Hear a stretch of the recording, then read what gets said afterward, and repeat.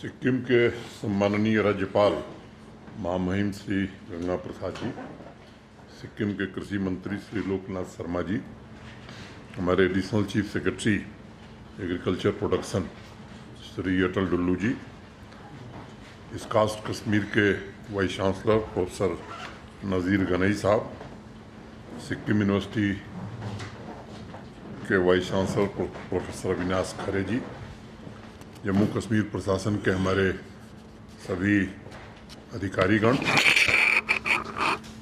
सिक्किम प्रशासन के सभी अधिकारी, यूनिवर्सिटी के प्रोफेसर्स, किसान भाइयों बहनों, देवियों तथा सज्जनों, सबसे पहले मैं महामहिम राज्यपाल महोदय, कृषि मंत्री जी और सिक्किम से आए हुए पूरे प्रतिनिधियों का हृदय से स्वागत करता हूं जम्मू कश्मीर की तरफ से।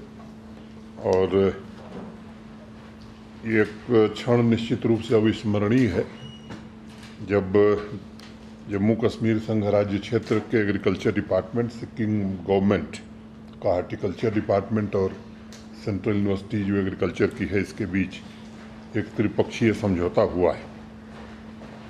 देश आज़ादी का अमृत महोत्सव मना रहा है और मुझे लगता है कि ये अनुबंध जो है हमारे परस्पर सहयोग को भी बढ़ाएगा और जो बात प्रधानमंत्री जी कहते हैं एक भारत श्रेष्ठ भारत, उस दिशा में भी एक प्रभावी कदम हम सब उठा सकेंगे। यह एक मील का पत्थर साबित होगा, ऐसा मुझे विश्वास है।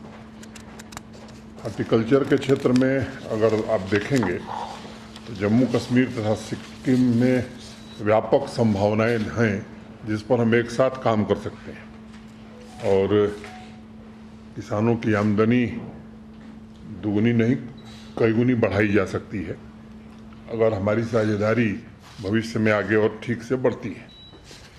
मैं कामना करता हूं कि पुलवामा के चंधारा गांव की तरह सिक्किम के लाचुंग गांव में भी सैफरन की खुशबू फैले और ये जो गोल्डन स्पाइस है कश्मीर घाटी की, वो 2400 किलोमीटर की जो दूरी है यहाँ से सिक्किम की, वो कम कर सके। किसान हो, रिसर्चर हों, इनके बीच आपस में संपर्क भी बढ़ने में सहायता प्रदान करेगा।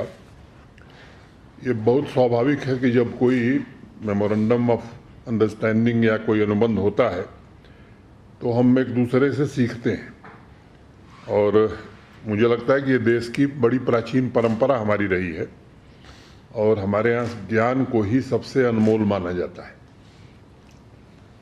मजे की बात यह है कि अनुबंध में 3 पार्टनर हैं और मुझे उम्मीद है कि सभी पक्षों का प्रमाणित टेक्नोलॉजी अनुभव जो एक दूसरे का उसका आदान प्रदान, ये काफ़ी लाभप्रद होगा दोनों जगहों के लिए।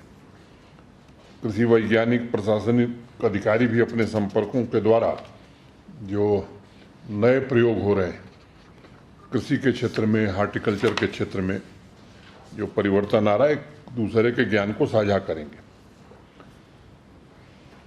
सिक्किम के बारे में पूरे देश में मशहूर है organic farming, social sustainability, ecological sustainability तथा इकोनॉमिक सस्टेनेबिलिटी। तो ये जो 3 विषय हैं सिक्किम के, उससे हम भी कुछ सीखें और कुछ ग्रहण करें। इस दिशा में हम आगे कोशिश करेंगे। आप सबको पहला ऑर्गेनिक कृषि राज्य का दर्जा प्राप्त करने का गौरव मिला और मुझे लगता है कि उस दृष्टि से एक रोल मॉडल सिक्किम भी पूरे देश में स्थापित हुआ है। जम्मू कश्मीर भी एग्रीकल्चर, हार्टिकल्चर और एलाइड सेक्टर पर काफ़ी जोर दे रहा है, चाहे वो हमारे दोनों कृषि विश्वविद्यालय हों, ईस्ट कश्मीर हो या ईस्ट जम्मू हो। इनका संपर्क हमारे किसानों से बड़ा जीवंत है और जो किसानों की समस्याएं हैं उसके लिए दोनों यूनिवर्सिटीज़ हमारी दिन रात मेहनत करती हैं और मुझे लगता है कि हार्टिकल्चर में हमने एक विशेष पहचान देश में तो बनाई ही है बल्कि देश के बाहर भी बनाई है। ये सच है कि अभी सिक्किम की तरह हम 100% ऑर्गेनिक फार्मिंग की तरफ नहीं बढ़ पाए हैं या बायो विलेज पर भी हमने काम नहीं किया है, लेकिन काफ़ी प्रयास पिछले 2 सालों में हम लोगों ने इस दिशा में किया है। 2020 से ख़ास तौर से ऑर्गेनिक फार्मिंग का जम्मू कश्मीर में काफ़ी विस्तार हुआ है और 2 साल के अंदर हम देश में 6ठे स्थान पर पहुंच गए और मैं उम्मीद करता हूं कि आने वाले दिनों में ये काम हम और तेज गति से चलाएंगे। ऑर्गेनिक हॉर्टिकल्चर को लेकर के अभी प्रशासन हमारा 11 स्कीमें चला रहा है और प्रति हेक्टेयर के हिसाब से जैसे आप इंसेंटिव देते हैं, हम लोग भी यहाँ के किसानों को इंसेंटिव देने का काम कर रहे हैं। तो हॉर्टिकल्चर हो, डेयरी हो, इसका प्रोडक्शन भी बढ़े और इसमें कैसे वैल्यू एडिशन किया जा सके, इस पर विशेष जोर प्रशासन की ओर से दिया जा रहा है और जिसके कारण मैं समझता हूँ कि एंड टू एंड सॉल्यूशन की तरफ हम बढ़ने की कोशिश कर रहे हैं। अभी आने वाले 18-19 को डुल्लू साहब ने एक 2 दिवसीय कार्यशाला का आयोजन किया है जिसमें कृषि के वैज्ञानिक, हमारे फार्मर, डिफरेंट सेक्टर में जो काम कर रहे हैं लोग, तो हमारे इम्पीडियंट्स क्या हैं, गैप्स क्या हैं, इनको आइडेंटिफाई किया है इन्होंने और हम लोग कोशिश करेंगे कि इन 2 दिनों की चर्चा के बाद हर सेक्टर के लिए एक टेक्निकल ग्रुप बनाएं जो जम्मू कश्मीर के किसान को कैसे हम उसकी आमदनी को और आगे बढ़ा सकते हैं, उस दिशा में हम काम कर पाएंगे। और मुझे लगता है कि यही तो आत्मनिर्भर भारत का अभियान है, वो उसी दिशा में ये महत्वपूर्ण आयोजन हमारा कृषि विभाग कर रहा है। प्रशासन ने भी ये कोशिश की है कि जो कुछ संकल्प है आत्मनिर्भर भारत का, खासतौर से कृषि के क्षेत्र में, तो संसाधन की कोई कमी न हो और इसलिए मैं ये जिक्र करना मुनासिब समझता हूँ कि हमारे यूटी में जो एग्रीकल्चर का बजट है वो 2835 करोड़ का है। इसके अलावा हॉर्टिकल्चर के लिए 646 करोड़ रुपए का बजट हम लोगों ने प्राविधान किया है। डेयरी और सीप सेक्टर के लिए भी 392 करोड़। तो पैसे की कोई कमी न हो, ये कोशिश हम लोगों की रही है, जिसके कारण सकारात्मक बदलाव गांव में और किसान भाइयों के जीवन में आ रहा है। और मैं मानता हूं कि हमारी अर्थव्यवस्था का जो मुख्य ड्राइविंग फोर्स है वो एग्रीकल्चर, हॉर्टिकल्चर रहा है और इसको हम आगे और बढ़ाना चाहते हैं। हमारे जीडीपी में सबसे बड़ा योगदान एग्रीकल्चर, हॉर्टिकल्चर और एलाइड सेक्टर का हो, इसको लेकर के ये 2 दिन की कार्यशाला आयोजित की है। मोटे तौर पर लगभग 70% हमारी आबादी जो जम्मू कश्मीर की है वो इसी क्षेत्र पर निर्भर करती है। डाइवर्सिफिकेशन के फील्ड में पिछले कुछ वर्षों में काफ़ी अच्छा काम जम्मू कश्मीर में हुआ है और ऑर्गेनिक वेजिटेबल हो, सैफरन हो, ये सब अब देश में नहीं विदेश में भी जा रहे हैं। कार्गो सेवा जब से शुरू हुई है तो बड़ी प्रचुर मात्रा में विदेशों में भी हमारे प्रोड्यूस जा रहे हैं। सभी संबंधित स्टेक होल्डर्स के परिणाम स्वरूप इस बात की खुशी हमको है कि हमारे किसानों की आमदनी जो है वो देश के शीर्ष 5 राज्यों में, टॉप 5 स्टेट्स जो हैं उसमें हम आ गए और अगर ईमानदारी से देखेंगे तो लगभग 19,000 रुपया महीना, तो पंजाब और हरियाणा के बाद हम देश में नंबर 3 हो गए।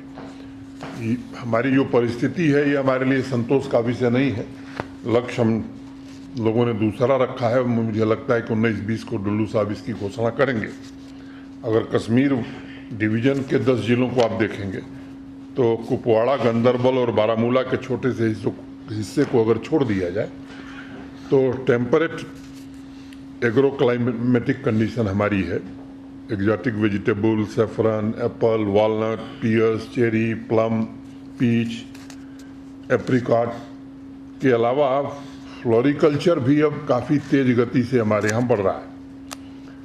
अभी जिसका जिक्र डुल्लू साहब कर रहे थे, ये जो इंटरवेंशन हुआ सैफरन के फील्ड में, तो जीआई टैगिंग के कारण भी दुबई और दुनिया के दूसरे बाज़ार में हमारा सैफरन जा रहा है। और अगर आप सैफरन का इतिहास देखेंगे तो ये 500 ईसा पूर्व कश्मीर घाटी में इसकी खेती होती थी। बीच में कुछ गिरावट आ गई उत्पादन में, जिसका जिक्र अभी प्रोफेसर साहब कर रहे थे।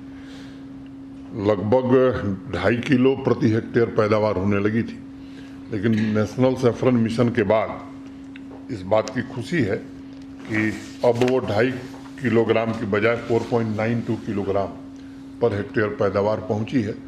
और हम लोग आश्वस्त हैं कि इस साल 5 किलोग्राम प्रति हेक्टेयर से ज़्यादा पैदा हमारे किसान कर सकेंगे। ऐसे ही जम्मू डिवीज़न की क्लाइमेटिक कंडीशन को ध्यान में रखते हुए भी वहाँ भी कुछ एरिया में सैफरन की खेती को बढ़ावा देने की कोशिश खासतौर से किश्तवाड़ के 50 हेक्टेयर ज़मीन में शुरू की गई। और इस अनुबंध के माध्यम से सिक्किम यूनिवर्सिटी द्वारा वहाँ के मौसम को ध्यान में रखते हुए हम भी नई तकनीक पर काम कर सकते हैं, जिसका लाभ जम्मू डिवीज़न को भी मिल सकता है। श्रीनगर तथा बडगांव ये दो हमारे ज़िले हैं जहाँ सैफरन खेती के लिए कुछ ज़मीन पर हम रिजिन्युएशन का काम कर रहे हैं।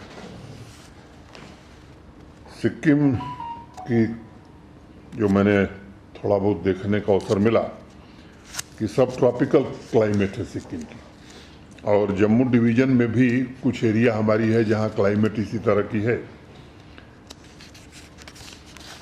सब ट्रॉपिकल फ्रूट्स हमारे किसान भाइयों की आमदनी को बढ़ाने में काफ़ी मदद कर रहा है। अब सिक्किम में जो रिसर्च हुआ है इस बातों को लेकर के, हम भी उसका उपयोग करेंगे, हमारे रिसर्चर्स भी उपयोग करेंगे। 5-6 सालों में सिक्किम के कृषि परिदृश्य पर नज़र अगर डालेंगे तो काफ़ी बड़ा बदलाव आया है।